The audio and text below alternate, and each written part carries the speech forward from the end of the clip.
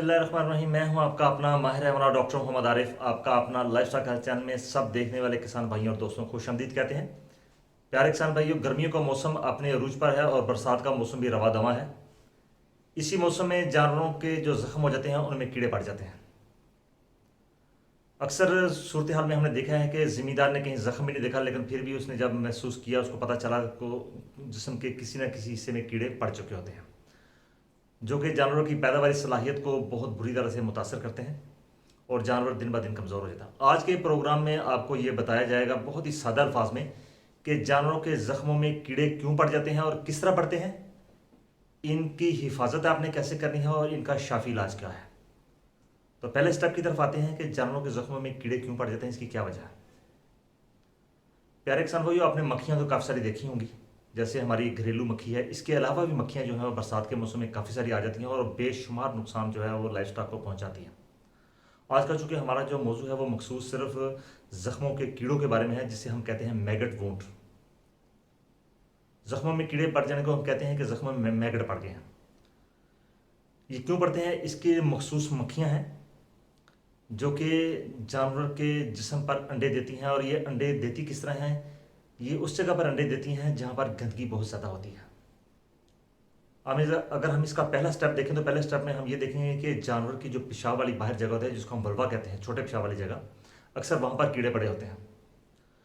वहाँ पर कीड़े पड़ते कैसे हैं कि जानवर जो है वो हाल ही में उसने बच्चा दिया है, इनके सोया है, जानवर पार्चुरेट हुआ है, और बच्चा दानी से यूटर से जो मवाद निकलता है वो, या जानवर हीट में आ गया है तो जो मवाद है मेट्राइटिस है हुआ है बड़ा जानवर को, और वो गंदा मवाद जो है वो बाहर आ जाता है। उस मवाद की तरफ जो मक्खियाँ हैं वो ख़ास तौर पर खींची चली जाती हैं और वो वल्वा के ऊपर अंडे दे देती हैं। दूसरी सूरत हाल अगर हम देख लें तो जानवरों की जो छोटे पेशाब वाली जगह है या बड़े पेशाब वाली जगह, वहाँ पर भी जब जानवर पेशाब करता है तो उस पेशाब से वो बाल जो होते हैं उस पेशाब वाली जगह के करीब वो गंदे हो जाते हैं, वेट हो जाते हैं, गीले हो जाते हैं। जो उसका गंद होता है, गोबर वगैरह, वो भी साथ लगा होता है। उसी की स्मेल और बदबू है वो भी मक्खियों को अपनी तरफ खींचती है ताकि वो मक्खियाँ उस जगह पर अंडे दें, क्योंकि मक्खी ने हमेशा उस जगह पर अंडे देने होते हैं जो बहुत ज़्यादा गंदी जगह है, गीली जगह है, या बदबू वाली जगह है, या जहाँ पर जख्म जो है गला सड़ा है। इसकी दूसरी अहम जगह है जो अंडे देने की, वो है अगर जानवर के जिस्म पर कहीं जख्म हो गए हैं और वो जख्म जो है वो सूज चुके हैं, उन जख्मों से जो पानी रिश्ता है, जो मवाद रिश्ता है, वो मवाद जो है वो मक्खियों को अपनी तरफ खींचता है ताकि मक्खियाँ वहाँ पर आकर अंडे दें। अब मक्खियाँ जो है वो अंडे कितने देती हैं, मक्खियाँ जो है वो 1 से लेकर तकरीबन 250 तक अंडे दे देती हैं, और वो मुख्तलिफ स्टेप्स में देती हैं। किसी स्टेप में 25 अंडे दे दिए, कहीं 50 दे दिए। इस तरह वो 3 से 4 दिनों में अपने अंडे देने का अमल जो है वो पूरा करती हैं। वहाँ पर उन अंडों से जो बच्चे निकलते हैं उनका जो दौरानिया निकलने का है वो तकरीबन 12 घंटों से लेकर 3 से 4 दिन के अंदर अंदर वो जो बच्चे हैं वो अंडों से बाहर आ जाते हैं। अंडों से जो बच्चे बाहर निकलते हैं उनको हम कहते हैं लार्वा। सादे लफ्ज़ों में हमको कहते हैं मैगट्स, और उससे भी सादा लफ्ज़ देखें तो हम उनको कहेंगे कीड़े। वो दरअसल मक्खियों के जो अफजाइश है उसका पहला स्टेप है। अब जो मैगट्स हैं, अगर तो वो डायरेक्ट ज़ख्म पर मक्खियों ने अंडे दिए हैं तो वो बड़ी आसानी से ज़ख्म में छोटे छोटे सुराख बना के खून जो है वो पीना शुरू कर देती हैं। लेकिन खून कौन सा पीती हैं, वो ताज़ा ज़ख्म तो नहीं पीती, लेकिन जो ही वो अपने सुराख करती हैं तो बैक्टीरिया को भी हम जो है वो मौका मिल जाता है, वो भी वहाँ पर आके अपनी अफजाइश बढ़ाते हैं और ज़ख्म को ख़राब कर देते हैं। जहाँ जहाँ ज़ख्म जो है वो ख़राब होगा, ये कीड़े उसी उसी तरफ जाते जाएंगे, हत्ता कि ज़ख्म के अंदर तक, ये दूर तक चले जाते हैं।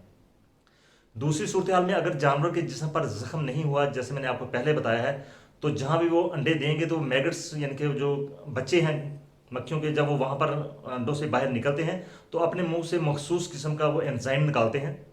वो जो एंजाइम है वो ऊपर वाली जिल्द को डाइजेस्ट करता है, उसको गला सड़ा देता है, और वहीं से जो छोटे मैगट्स हैं वो जिस्म के अंदर दाखिल होना शुरू हो जाते हैं, और वो जो गला सड़ा गोश्त है उसको खाते जाते हैं और आगे बढ़ते चले जाते हैं, हत्ता कि वो बहुत गहरे अंदर चले जाते हैं। अब आ जाते हैं इसकी अलामत के बारे में कि इसकी अलामत का हमें कैसे पता चलेगा। अगर तो उस जगह पे कीड़े पड़ गए हैं जहाँ पर जानवर के बाल हैं, और ये याद रखिए कि हमेशा ये कीड़े उस जगह पर पड़ते हैं, बालों वाली जगह पर जहाँ बाल छोटे होते हैं। बड़े बालों वाली जगह पर जो कीड़े हैं वो नहीं पड़ते। ख़ासतौर पे अगर आप देखेंगे छतरे जो हैं, छतरों की जो पीछे चक्की होती है, जो उसकी टेल है, फेयर टेल वाले जो छतरे हमारे हैं, उनमें भी ये मामला जो है बहुत ज़्यादा आ जाता है। और वो कम से कम 12 13 14 14 जगहों पर उन्होंने अपने अंडे देकर वहीं सुराख बना के अंदर तक वो चले जाते हैं और उस जख्म को गला सड़ाते हैं, जख्म बहुत ज़्यादा बढ़ जाता है। पता कैसे चलते हैं? सबसे पहले बदबू आती है, जानवर के करीब से आपने नहला भी दिया लेकिन फिर भी गली सड़ी बदबू आती है, जो कि इस चीज़ का ज़ाहिर करती है कि आप अच्छी तरह से बालों को खोल के देख लें। अगर वो किसी ओपन जगह पे होंगे जानवर के, जैसे नाक के करीब हैं, मुंह के करीब हैं, छोटे पेशाब वाली जगह पर है या हैवाने पर लगे हुए हैं, तो फिर भी ये मामला आ जाता है। उससे तो हमें क्लियर पता चल जाता है, क्योंकि साथ उस जख्म के मुंह से झाग निकलती है छोटी छोटी, साथ खून आता है, ताज़ा बाहर निकलता है, और जानवर बार बार खारिज करता है। अगर इसकी शिद्दत बहुत ज़्यादा बढ़ जाती है तो जानवर को बुखार हो जाता है, जानवर खाना पीना जो है छोड़ देता है या बहुत कम कर देता है, दूध की पैदावार बहुत ज़्यादा कम हो जाती है। ऐसी सूरत हाल में आपको अंदाज़ा हो चुका है कि यहाँ पर कीड़े पड़ चुके हैं। अब आप आ जाते हैं इसके इलाज मार्चा की तरफ। इलाज मार्चा के इसके मुख्तलिफ स्टेप्स हैं। सबसे पहला जो तरीकाकार है इसमें, जो कि मैगट्स को वुंड को ख़त्म करने का। अच्छा, एक और बात को बता दूं कि जो वेटनेरियन हजरात जो बिल्कुल यंग हैं और वो टेक्निकल बंदे हैं जो जानते हैं, इसको माइसिस भी कहा जाता है। माइसिस माइसिस बुनियादी तौर पर एक टर्म है जिसको हम कहते हैं कि मक्खी ने आके जानवर के बालों पर या जिस्म पर बैठ के वहाँ पर अंडे दिए, उन अंडों से बच्चे, इनके लार्वे, इनके मैगट्स निकल आते हैं, फिर वो जख्म में दाखिल हो जाते हैं, तो इस सारे प्रोसेस को माइसिस कहा जाता है। सबसे पहला तरीकाकार ये है कि जहाँ तक मुमकिन हो सके जानवर को अच्छी तरह से बांधकर उस जख्म को डिटोल वाले पानी से या पायोडीन से अच्छी तरह से साफ करें, और चिमटी छोटी लेके, जिसको हम फॉर्सेप्स कहते हैं, वहाँ से आप जितने मैगट्स निकाल सकते हैं, जहाँ तक आपकी रीच है, जहाँ तक पहुँचे, तो वो मैगट्स आप निकालें। बाकी मैगट्स जो हैं वो चूँकि बड़े गहरे बाज़ का जख्म में जा चुके होते हैं। अच्छा, इस जख्म की एक और खूबी होती है, बाहर से वो छोटा नजर आता है, लेकिन जो ही हम इस जख्म को अंदर से साफ करते जाते हैं तो ये बहुत ज़्यादा अंदर से गला सड़ा होता है। वो गला सड़ा जो मवाद है उसको आपने मुकम्मल तौर पर साफ कर देना है। ब्लीडिंग चाहे जितनी भी हो, परेशानी आपने होना, ये ब्लीडिंग जो है बहुत जल्दी बंद हो जाती है। सबसे पहला इलाज मैंने आपको बता दिया कि आर्टी फोर्सेप्स से आप चिमटी से जितने कीड़े निकाल सकते हैं उतने निकाल लें।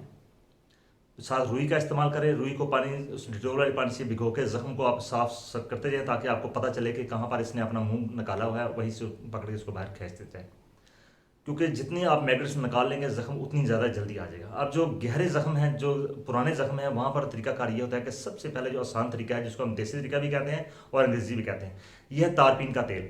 आपने तारपीन का तेल लेना है, उसको रुई पर लगाना है, और जो रुई पर लगा के जख्म के अंदर आपने इसको दे देना है। वो इंशाल्लाह 12 से 20 घंटे के अंदर जो है वो मैगट सारे के सारे खत्म हो जाते हैं। दूसरा तरीकाकार ये है कि जो चिचड़ मार अद्वियात होती हैं, जैसे ट्राइक्लोरोफॉन हम कहते हैं, ट्राइगोल्ड के नाम से मार्केट में, और भी ट्राइफोन के नाम से मार्केट में अवेलेबल है। इसका तरीकाकार ये है कि आपने 10 ग्राम जो है वो ट्राइगोल्ड लेना है, उसको तकरीबन 1 लीटर पानी में आपने हल कर लेना है। वो जो पानी है वो रुई के साथ लगा के अपने जख्म के अंदर दे देना है, और इंशाल्लाह आप अगर शाम को देते हैं तो 12 घंटे के अंदर वो जो है मैगट है वो मुकम्मल तौर पे ख़त्म हो जाते हैं।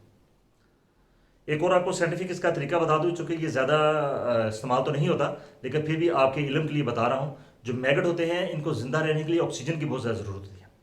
अगर आप चाहते हैं आपके पास कोई भी चीज़ मौजूद नहीं है, तो आप उस जख्म के मुंह को वैसलीन से अच्छी तरह से लेप कर दें। वैसलीन से लेप कर देंगे तो 5 से 6 घंटों के अंदर जाकर जो अंदर मैगट हैं, जो अंदर उनके मक्खियों ने जो बच्चे दिए हैं, जो लार्वे हैं, उनको ऑक्सीजन नहीं मिलेगी, और ऑक्सीजन के बगैर ही वो बाहर आने की कोशिश करेंगे, और जानवर के जख्म के मुंह के आगे इकट्ठे हो जाएंगे। वहाँ पर भी वो काफ़ी हद तक मर जाते हैं और आप उनको ईजिली निकाल सकते हैं। लेकिन ये चूँकि प्रैक्टिकल तरीका ज़्यादा एप्लीकेबल नहीं है, क्योंकि इससे बेहतर मेडिसिन भी मार्केट में मौजूद है।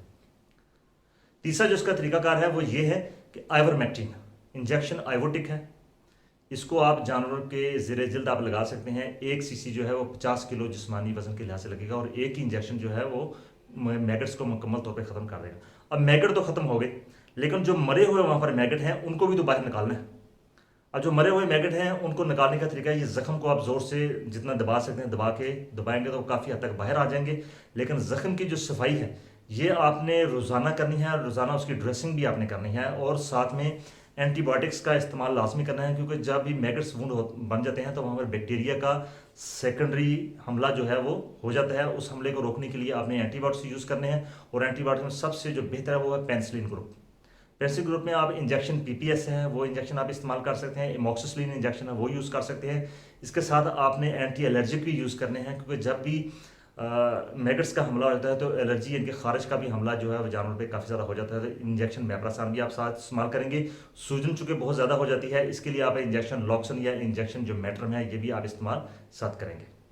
एक चीज़ आपको और बताता चलूँ कि जब भी जानवर के ज़ख्म पे मैगट बन जाए, मैगट्स को आप ख़त्म करें, तो साथ कोशिश करें कि आप वो वाली चीज़ें जो है ज़ख्म पर लगाएंगे जिनकी बदबू से दोबारा मक्खियाँ करीब ना आए। उसके लिए हमारे पास मार्केट में एक स्प्रे मौजूद है स्टार लेबॉरेटरीज की। टेराजिन के नाम से ये स्प्रे आती है। इस स्प्रे में 3 चीज़ें उन्होंने डाल रखी हैं। पहले जो है मैगड को ख़त्म करने के लिए, दूसरी जो मक्खियाँ हैं उनको दूर भगाने के लिए उसमें जो मखसूस किस्म का केमिकल डाला हुआ है, जिसकी बदबू कह लें, जिसकी खुशबू से मक्खियाँ जो करीब नहीं आती। दूसरा उसमें एंटीसेप्टिक भी है और एंटीबायोटिक्स भी उन्होंने इसमें डाल रखे हैं। एक और इसकी भी स्प्रे आप सुबह शाम ज़ख्म पर आप करें ताकि आपका जो ज़ख्म वो बहुत जल्दी ठीक हो जाए। अब आ जाते हैं इसके बचाव की तरफ।